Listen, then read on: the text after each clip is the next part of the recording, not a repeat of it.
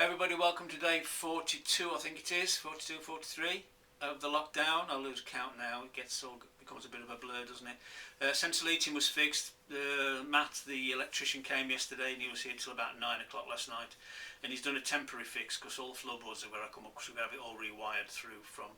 There's a split in the wire, there's a short in the wire somewhere, and he couldn't figure out where it was, so we've got carpets have got to come up, floorboards have got to come up, but I mean, I can do all that. It helps being a carpenter, doesn't it? So I'll prep it all for him and then he'll just come and run the wires for me, so fingers crossed next week we'll be back to normal. Anyway, back into the studio today. I'm doing two plates for you today, two different rims, rather than explain to you here now, I'll show you. Right, this is going to be a wide-ish plate. I've got a 12-inch bat on here. I have no idea how much clay I've got. I've just wedged some up. About 5 kilos maybe. Maybe less, 4 kilos. I'm about to move my water from here because I'm going to come out a bit and catch on there, so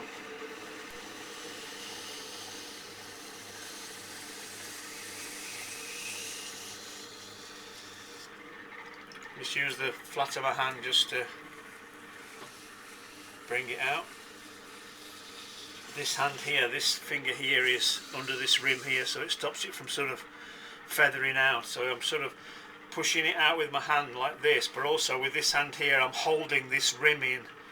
Otherwise you press it out and it all tends to flap about and then you can't recenter it. So it's a question of pushing down with your hand and then sort of holding it back with this finger here under here, and obviously linking up together your thumbs so you get more strength in it. Just check the centre. That's as low as I want to go in the centre there, so I'll just come up a little bit to here. Now this is going to be a split rimmed plate, just to add a little bit of decoration to it. So it's more of a sort of decorative plate rather than a functional eating plate. Really weird having my water up there, it's usually here. So I've kept quite a bit of clay in this rim here. I'm going to use this tool, this rib, just to compress it so I don't get any cracks or splits.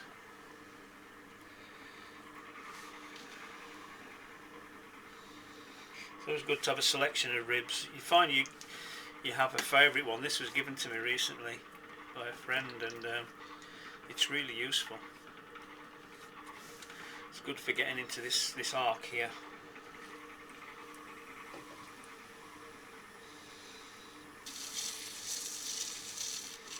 I tend to make my own if I need them for a specific task, but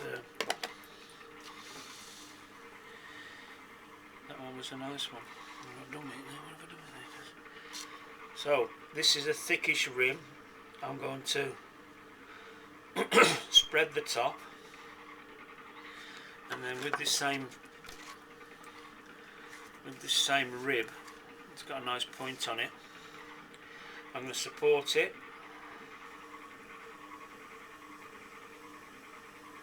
and push the rib down into it.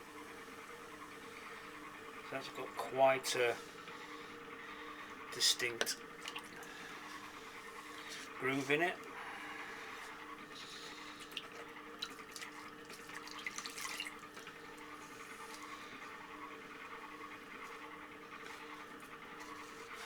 Now I've got that, what I'm going to do, I've got some water on the inside of here. I'm just going to stretch it out a little bit. Now I've got my rim defined.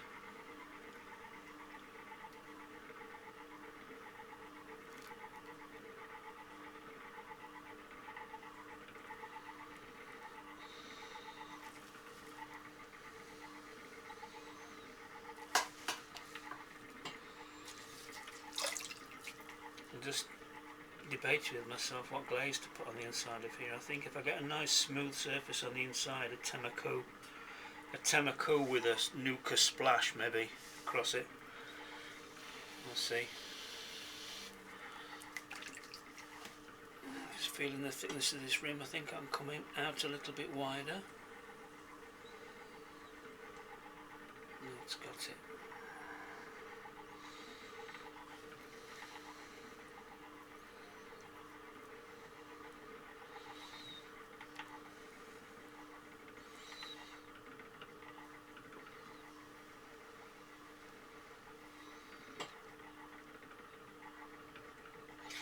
That rim's quite nice. What might be nice is to put a lot of wood ash in there and just let it pool into a sort of a puddle of green glass in the edge.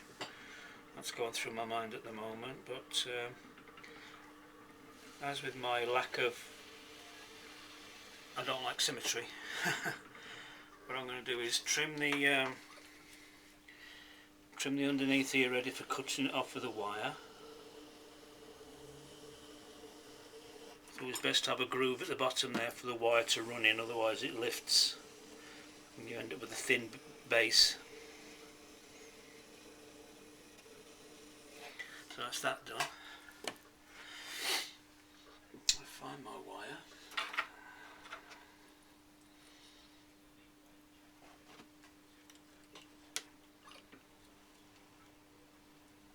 Keeping it pressed down and straight. That helps. And now what I'm going to do is alter it.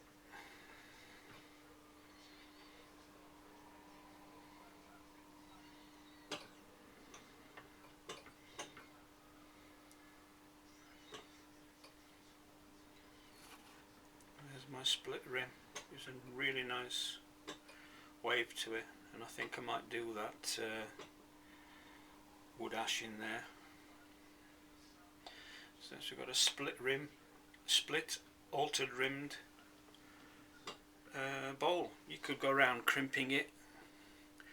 I've seen that done before, but sometimes it looks to be a bit like a pie. Anyway, we'll see. That's it. Split rimmed, altered rimmed bowl.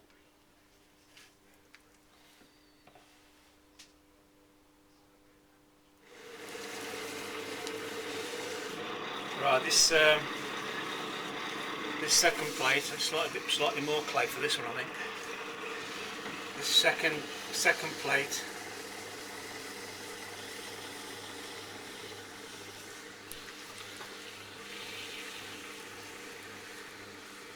is going to have a wide rim with a textured surface on it. Now I'm going to try and do it on the wheel in one. What I normally would do, I think. I'm out of breath there. Do you hold any breath doing that?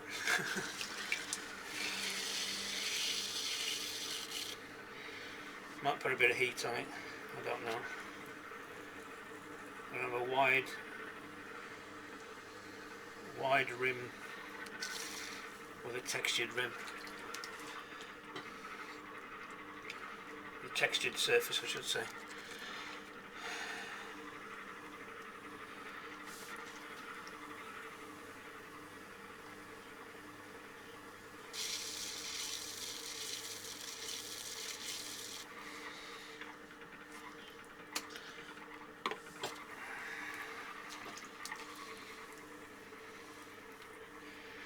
Keep this rim elevated till the last minute because I don't want it to flop.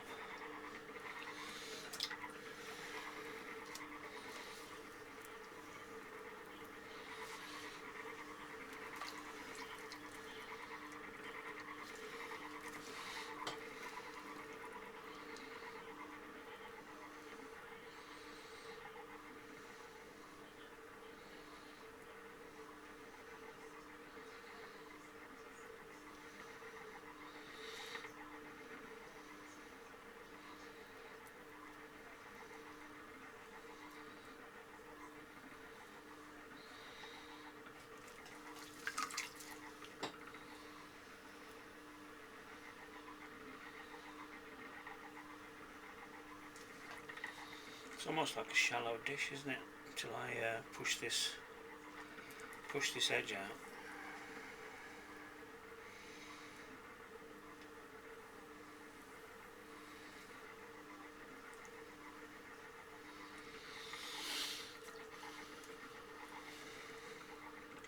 Finger underneath here just to support it while I spread this rim.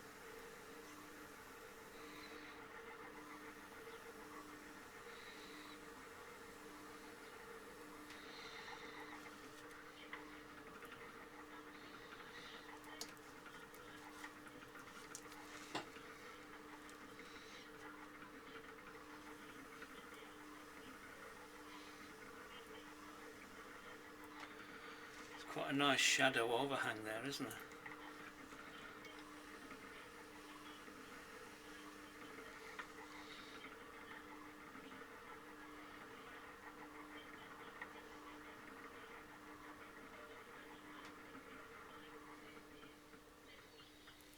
Right, that's as much as I can do with it, I think. I might have to put a bit of heat on this in a minute to stiffen it up so it doesn't flop when I start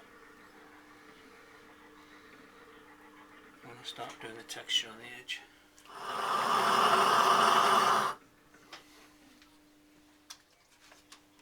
As I've got the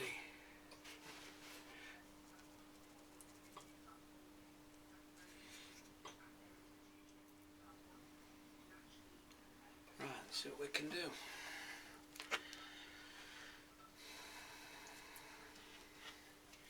Same trusty rib.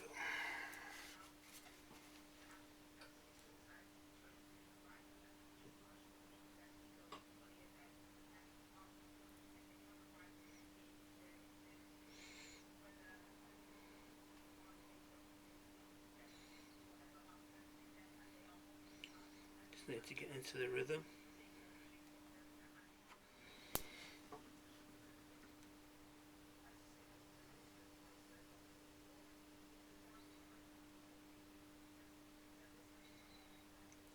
I'm just cleaning up this inner rim so I don't get any bleed.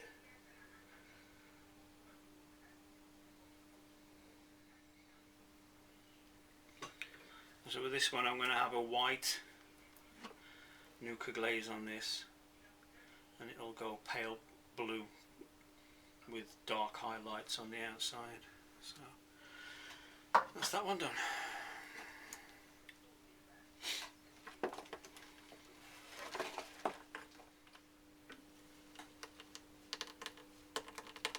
So it's good to have the wheel moving when you're doing this, it keeps it flatter. So that's that one done.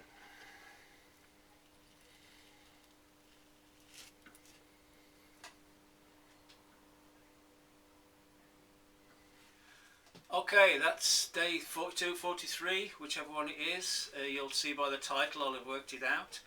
Today's book recommendation is The Beauty of Everyday Things by Soetsu Yanagi. Now, I can't critique this book, so I'm not ready yet. My friend Annie Wattam put it on her Facebook that she got it, and I thought, oh, I've not seen that book. I'll send for it. So it only came yesterday. So that's today's or this evening's reading, so I'll set off doing that this evening. I think it links in with the whole Mingei philosophy, which Yanagi was the instigator of. So yeah, a new read, and I'll tell you what I think about it when I've read it. Okay, see you all tomorrow. Stay safe.